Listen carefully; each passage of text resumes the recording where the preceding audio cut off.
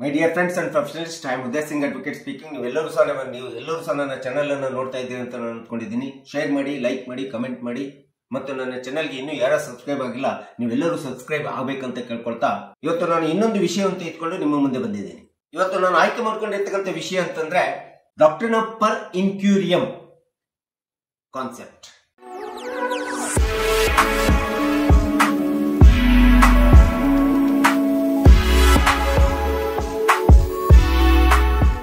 ಏನಿದು doctrine of per incuriam ಅಂತೇಳಿ ಹೇಳ್ತಾ ಹೋದ್ರೆ, ಈ ಒಂದು ಪದ ಸಹಜವಾಗಿ ಕಾನೂನಿನಲ್ಲಿ ಬಳಕೆ ಆಗುವಂತ ಒಂದು ಅತಿ ಪ್ರಮುಖವಾದಂತ ಪದ ಅಥವಾ ಪರಿಕಲ್ಪನೆ, ವಿಚಾರಧಾರೆ ಅಂತೇಳಿ ನಾವು ಹೇಳ್ಬೋದು. ಡಾಕ್ಟ್ರಿನ್ ಆಫ್ ಪರ್ ಇನ್ಕ್ಯೂರಿಯಂ ಎಂಬತಕ್ಕಂಥದ್ದು ಸಹಜವಾಗಿ ಈ ಸಿವಿಲ್ ದಾವೆ ಒಳಗಡೆ ವಕೀಲರುಗಳಿಗೆ ಮತ್ತು ನ್ಯಾಯಾಧೀಶರುಗಳಿಗೆ ಸಹಜವಾಗಿ ಇದು ಗೊತ್ತಿರುವಂತ ಅಂಶ.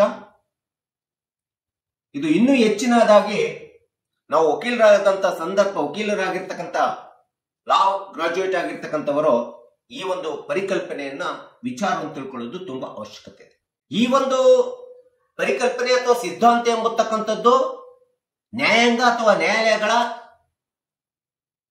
ತೀರ್ಪುಗಳಂತ ಇರ್ತವಲ್ಲ, ಜುಡಿಷಿಯಲ್ ಡಿಸಿಷನ್ಸ್ ಅಂತ ಇರ್ತವಲ್ಲ, ಆ ಜುಡಿಷಿಯಲ್ ಡಿಸಿಷನ್ಸಿನ ವಿಷಯಗಳಿಗೆ ಸಂಬಂಧಪಟ್ಟಿರುತ್ತದೆ ಮತ್ತು ಅಂತ ಒಂದು ನ್ಯಾಯಾಂಗೀಯ ತೀರ್ಮಾನಗಳ ಕಾನೂನಿನ ಸಿದ್ಧಾಂತಗಳಿಗೆ ವಿಚಾರಕ್ಕೆ ಸಂಬಂಧಪಟ್ಟಿರ್ತಕ್ಕಂಥ ಒಂದು ಅತಿ ಪ್ರಮುಖವಾದಂತ ಪರಿಕಲ್ಪನೆ ಅಂದ್ರೆ ಡಾಕ್ಟ್ರಿನ್ ಆಫ್ ಪರ್ ಇನ್ಕ್ಯೂರಿಯಂ ಅಂತೇಳಿ ನಾವು ಕರೀಬೇಕಾಗುತ್ತೆ. ಲ್ಯಾಟಿನಿನ ಶಬ್ದಶಃವಾಗಿ ಹೇಳ್ಬೇಕಂತಂದ್ರೆ through the lack of care ಅಂತೇಳಿ ಹೇಳ್ತೀವಿ.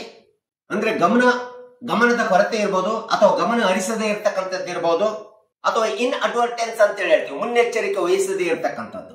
ಈ ರೀತಿಯಾದಂತ ಕಾನೂನಿನ ಸಂದರ್ಭದಲ್ಲಿ ಉಪಯೋಗಿಸಲಾಗುವಂತ ಒಂದು ವಿಚಾರ, ಪರಿಕಲ್ಪನೆಯನ್ನ ನಾವು ಡಾಕ್ಟ್ರಿನ್ ಆಫ್ ಪರ್ ಇನ್ಕ್ಯೂರಿಯಂ ಅಂತೇಳಿ ನಾವು ಕರೀತಾ ಇದ್ದೀವಿ. ಅಂದ್ರೆ ಯಾವುದೇ ಒಂದು ನ್ಯಾಯಾಲಯ ನಿರ್ದಿಷ್ಟ ನ್ಯಾಯಾಲಯದ ನ್ಯಾಯ ನಿರ್ಣಯಗಳನ್ನ, ತೀರ್ಪುಗಳನ್ನ, ಕೆಳ ಹಂತದ ನ್ಯಾಯಾಲಯ ಇರ್ಬೋದು ಅಥವಾ ಅದೇ ನ್ಯಾಯಾಲಯ ಇರ್ಬೋದು, ಅವುಗಳನ್ನ ಕಡ್ಡಾಯವಾಗಿ ಅನುಸರಿಸಬೇಕಾದಂತ ಅಗತ್ಯತೆವಿಲ್ಲ. ನಾಟ್ ಬೈಂಡಿಂಗ್ ಪ್ರೆಸಿಡೆಂಟ್ ಅಂತೇಳಿ ನಾವು ಕರಿತೀವಿ. ಯಾವುದೇ ಒಂದು ಕಡ್ಡಾಯವಾದಂತ ತೀರ್ಪುಗಳನ್ನ ಅವುಗಳನ್ನು ಅನುಕರಣೆ ಮಾಡಬೇಕು, ಅವುಗಳನ್ನ ಪರಿಗಣಿಸಲೇಬೇಕು ಎಂಬತಕ್ಕಂಥದ್ದು ಇಲ್ಲ ಎಂಬತಕ್ಕಂಥದ್ದು ಏನಿದೆಲ್ಲ, ಆ ಒಂದು ಪರಿಗಣಿಸಲಾಗದೇ ಇರ್ತಕ್ಕಂಥ ಅಂಶವನ್ನ ನಾವು ಅದರಿಂದ ಒಂದು ಎಕ್ಸೆಪ್ಷನ್ಸ್ ಏನಿದೆಯಲ್ಲ, ಆ ಎಕ್ಸೆಪ್ಷನ್ಸ್ ಅನ್ನು ನಾವು CPC ಅನ್ನು ಅಧ್ಯಯನ ಮಾಡುವಂತ ಸಿವಿಲ್ ದಾವೆ ಒಳಗಡೆ ಡಾಕ್ಟ್ರಿನ್ ಆಫ್ ಪರ್ ಇನ್ಕ್ಯೂರಿಯಂ ಅಂತೇಳಿ ನ್ಯಾಯಾಲಯಗಳಿಗೆ ಇರ್ತಕ್ಕಂಥ ಒಂದು ಎಕ್ಸೆಪ್ಷನ್ ಅಂತೇಳಿ ನಾವು ಹೇಳ್ಬೇಕಾಗುತ್ತೆ ಈ ಸಿದ್ಧಾಂತ. ಹಾಗಾದ್ರೆ ಇಂಥ ಒಂದು ಡಾಕ್ಟ್ರಿನ್ ಆಫ್ ಪರ್ ಇನ್ಕ್ಯೂರಿಯಂ ಎಂಬತಕ್ಕಂಥ ಸಿದ್ಧಾಂತ ಏನಿದೆ, ಇದು ಯಾವ ಒಂದು ಪ್ರಮುಖ ಅಂಶಗಳನ್ನ, what are the basic elements ಗಳನ್ನ ಇದು ಅಳವಡಿಸಿಕೊಂಡಿದೆ, ಅಥವಾ ಏನೇನು ಇಂಗ್ರೀಡಿಯೆಂಟ್ಸ್ ಈ ಒಂದು ಪರಿಕಲ್ಪನೆಯಲ್ಲಿ ಇದ್ದಾವೆ ಅಂತೇಳಿ ನೋಡ್ತಾ ಹೋದ್ರೆ, ಕಡ್ಡಾಯವಾಗಿ ಪರಿಗಣಿಸಲು ಬೇಕಾಗಿರುವಂತ ಕಾನೂನನ್ನ ಮರೆಯತಕ್ಕಂಥದ್ದು. ಒಂದು ಯಾವುದೇ ಒಂದು ಪ್ರಕರಣ ನಡೆಸ್ತಾರೆ, ಆ ಪ್ರಕರಣ ನಡೆಸಿದಂತ ಸಂದರ್ಭದಲ್ಲಿ ನ್ಯಾಯಾಲಯ ನಡೆಸ್ತದೆ ಅಥವಾ ನ್ಯಾಯಾಧೀಶರು ನಡೆಸ್ತಾರೆ, ಆ ಪ್ರಕರಣದಲ್ಲಿ ನೇರವಾಗಿ ಅನ್ವಯಿಸಲೇಬೇಕಾಗಿರ್ತಕ್ಕಂಥ ಕಡ್ಡಾಯವಾದಂತ ಶಾಸನಬದ್ಧ ನಿಯಮ ಇರಬಹುದು, ಅಥವಾ ಬೈಂಡಿಂಗ್ ಸ್ಟ್ಯಾಚ್ಯುಟರಿ ಪ್ರಾವಿಷನ್ಸ್ ಇರಬಹುದು.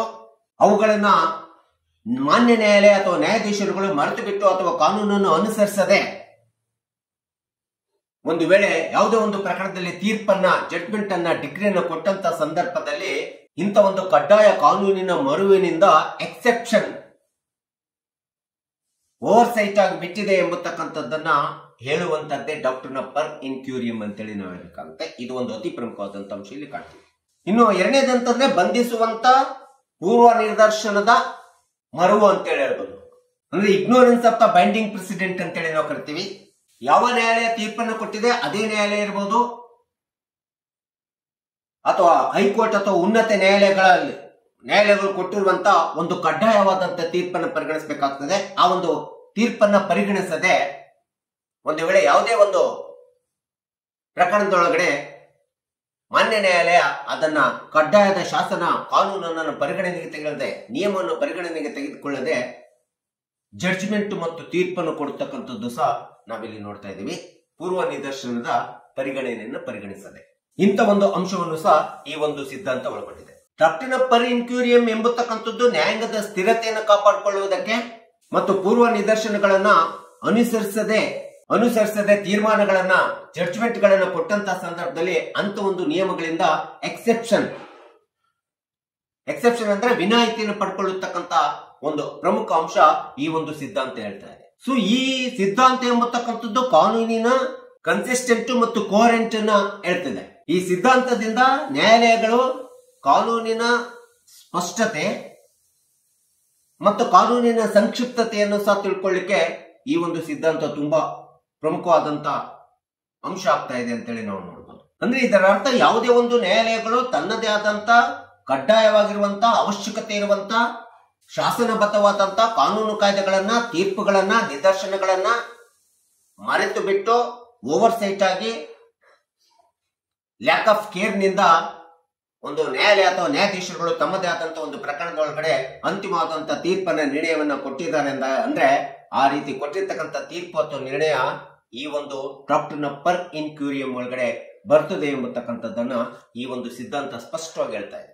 ಒಟ್ಟಾರೆ ನ್ಯಾಯಾಲಯಗಳು ಮಾಡುವಂತ ತಪ್ಪನ್ನ ಸರಿಪಡಿಸಿಕೊಳ್ಳಿಕ್ಕೆ ಅಥವಾ ಅವುಗಳಿಂದ ಮರೆಮಾಚಲಿಕ್ಕೆ ತಮ್ಮನ್ನ ತಾವು ರಕ್ಷಣೆ ಮಾಡ್ಕೊಳ್ಳಿಕ್ಕೆ ಇರ್ತಕ್ಕಂಥ ಒಂದು ಸಿವಿಲ್ ದಾವೆಯಲ್ಲಿ ಬರ್ತಕ್ಕಂಥ ಪರಿಕಲ್ಪನೆ ವಿಚಾರಧಾರೆ ಅಂತಂದ್ರೆ ಈ ಒಂದು ಡಾಕ್ಟ್ರಿನ್ ಪರ್ ಇನ್ಕ್ಯೂರಿಯಂ.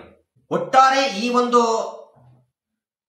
ಡಾಕ್ಟ್ರಿನಿನ ಅಂತಿಮ ಅರ್ಥ ಹೇಳ್ಬೇಕಂತಂದ್ರೆ, ಪ್ರಮುಖ ಸಾರಾಂಶವನ್ನು ನಾವು ಹೇಳ್ಬೇಕಂತಂದ್ರೆ, ನ್ಯಾಯಾಂಗದಲ್ಲಿ ಆಗುತ್ತಕ್ಕಂತ ತಪ್ಪೊಪ್ಪಿಗೆಯನ್ನ, ಅದು ಜುಡಿಷಿಯಲ್ ಓವರ್ಸೈಟ್ ಇರ್ಬೋದು, ಇಗ್ನೋರೆನ್ಸ್ ಆಫ್ ಜುಡಿಷಿಯರಿ ಇರ್ಬೋದು, ಲ್ಯಾಕ್ ಆಫ್ ಕೇರ್ ಇರ್ಬೋದು, ಇನ್ ಅಡ್ವರ್ಟೆನ್ಸ್ ಇರ್ಬೋದು, ಇವೆಲ್ಲವುಗಳನ್ನ ಸರಿಪಡಿಸಲು ಮತ್ತು ಕಾನೂನಿನ ತಾರ್ಕಿಕತೆ ಐಕ್ಯತೆಯನ್ನ ಉಳಿಸಿಕೊಳ್ಳಿಕ್ಕೋಸ್ಕರ ಇರುವಂತ ಒಂದು ಎಕ್ಸೆಪ್ಷನಲ್ ಕಾನ್ಸೆಪ್ಟ್ ಸಿದ್ಧಾಂತವೇ ನ್ಯಾಯಾಲಯಗಳಿಗೆ ಮತ್ತು ನ್ಯಾಯಾಧೀಶರಿಗೆ ಇರತಕ್ಕಂತ ಡಾಕ್ಟ್ರಿನ್ ಆಫ್ ಪರ್ ಇನ್ಕ್ಯೂರಿಯಂ ಸಿದ್ಧಾಂತದೊಳಗಡೆ ಅವರು ಕೊಡುವಂತ ಯಾವುದೇ ಜಡ್ಜ್ಮೆಂಟ್, ಡಿಗ್ರಿ, ತೀರ್ಪುಗಳು ಸಹ ಎಕ್ಸೆಪ್ಷನ್ಸ್ ಆಗಿರ್ತಕ್ಕಂಥದ್ದನ್ನ ನಾವಿಲ್ಲಿ ಈ ಸಿದ್ಧಾಂತದಲ್ಲಿ ನಾವು ಪರಿಗಣಿಸಬೇಕಾಗ್ತದೆ. ಈ ಒಂದು ಹಿನ್ನೆಲೆಯಿಂದ ನೋಡಿದಾಗ ಈ ಸಿದ್ಧಾಂತ ಒಂದು ಸ್ಪೆಷಲ್ ಆಗಿರ್ತಕ್ಕಂಥದ್ದಾಗಿದೆ, ಒಂದು ಯುನಿಕ್ ಆಗಿರ್ತಕ್ಕಂಥ ಪರಿಕಲ್ಪನೆ ಸಿದ್ಧಾಂತ ಆಗಿದೆ.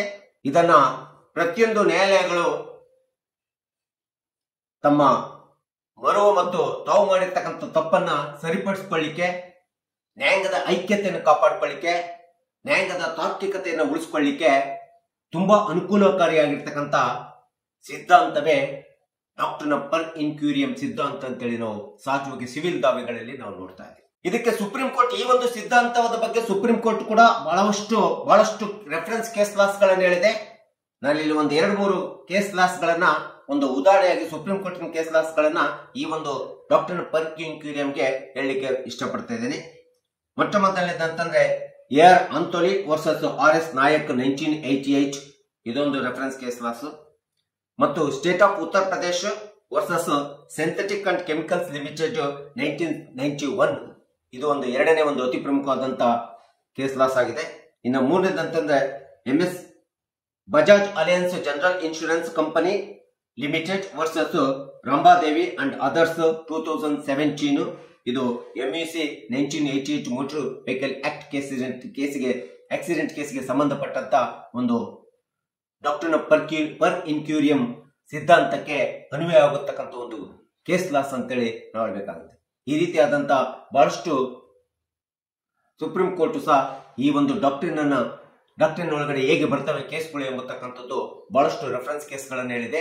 ಅದರಲ್ಲಿ ನಾನು ಈ 3 ಅತಿ ಪ್ರಮುಖವಾದಂತ ರೆಫರೆನ್ಸ್ ಕೇಸ್ಗಳನ್ನ ನಾನು ಇಲ್ಲಿ ಕೋಟ್ ಮಾಡಿದ್ದೀನಿ. ಈ ಒಂದು ರೆಫರೆನ್ಸ್ ಕೇಸ್ಗಳನ್ನ ನಾವು ಓದಿದ್ರೆ ಡಾಕ್ಟ್ರಿನ್ ಪರ್ ಇನ್ಕ್ಯೂರಿಯಂ ಹೇಗೆ ಅಟ್ರಾಕ್ಟ್ ಆಗ್ತದೆ ನ್ಯಾಯಾಲಯಗಳಿಗೆ ಮತ್ತು ನ್ಯಾಯಾಧೀಶರು ಕೊಡುವಂತ ಜಡ್ಜ್ಮೆಂಟ್ ಮತ್ತು ತೀರ್ಪುಗಳಿಗೆ ಅಂತೇಳಿ ನಾವು ತಿಳ್ಕೊಳ್ಳಿಕ್ಕೆ ತುಂಬಾ ಅನುಕೂಲ ಆಗ್ತದೆ. ಹೀಗಾಗಿ ಇದು ಒಂದು ವಿಶಿಷ್ಟವಾದಂತ ಯುನಿಕ್ ಆಗಿರ್ತಕ್ಕಂಥ ಸ್ಪೆಷಲ್ ಆಗಿರ್ತಕ್ಕಂಥ ಪರಿಕಲ್ಪನೆ, ವಿಚಾರಧಾರೆ, ಸಿದ್ಧಾಂತ ಎಂಬತಕ್ಕಂಥದ್ದನ್ನು ತಿಳ್ಕೊಬಿಟ್ಟು ನಾನು ಕಕ್ಷಿದಾರರಿಗೆ, ಸಾರ್ವಜನಿಕರಿಗೆ ಮತ್ತು ನಮ್ಗೆಲ್ಲರಿಗೂ ಸಹ ಗೊತ್ತಾಗಲಿ ಎಂಬತಕ್ಕಂಥ ಹಿನ್ನೆಲೆಯಿಂದ ಈ ಒಂದು ಸಿದ್ಧಾಂತವನ್ನು ನಿಮ್ಮ ಮುಂದೆ ಹೇಳಿದ್ದೀನಿ. ನನ್ನ ವಿಡಿಯೋ ಇಷ್ಟ ಆಗಿದ್ರೆ ಶೇರ್ ಮಾಡಿ, ಲೈಕ್ ಮಾಡಿ, ಕಮೆಂಟ್ ಮಾಡಿ ಮತ್ತು ನನ್ನ ಚಾನಲ್ಗೆ ಇನ್ನೂ ಯಾರ್ಯಾರು ಸಬ್ಸ್ಕ್ರೈಬ್ ಆಗಿಲ್ಲ ನೀವೆಲ್ಲರೂ ಸಬ್ಸ್ಕ್ರೈಬ್ ಆಗ್ಬೇಕಂತ ಹೇಳ್ಕೊಳ್ತಾ ಇವತ್ತಿನ ವಿಷಯಕ್ಕೆ ವಿರಾಮ ಹೇಳ್ತೀನಿ. ನಾನು ಇನ್ನೊಂದು ವಿಷಯ ತೆಗೆದುಕೊಂಡು ನಿಮ್ಮ ಮುಂದೆ ಬರ್ತೀನಿ. ಜೈ ಹಿಂದ್, ಜೈ ಕರ್ನಾಟಕ.